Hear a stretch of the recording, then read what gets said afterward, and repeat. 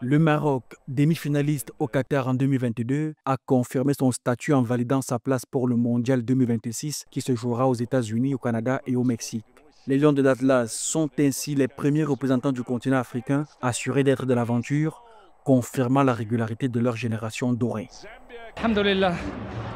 Une victoire amplement méritée. On savait déjà que ce ne serait pas facile, on s'est préparé et on a étudié les faiblesses de l'adversaire et alhamdoulilah, on a gagné.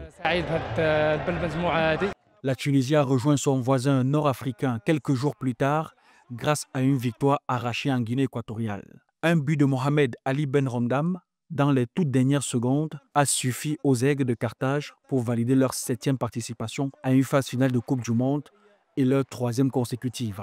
Une performance qui confirme leur constance au plus haut niveau africain. Mabrouk à la Tunisie, au peuple tunisien et à nous tous pour cette qualification en Coupe du Monde. Elle est amplement méritée. Nos joueurs n'ont pas démérité. Maintenant, il ne faut pas que ce soit une finalité. Ça sera notre 7e participation à un mondial. Il est temps de franchir un palier et penser à enfin passer ce 2e tour qu'on n'a jamais réussi à faire. On va travailler dans ce sens. Il faut affronter des adversaires de très haut niveau pour nous préparer à cet objectif.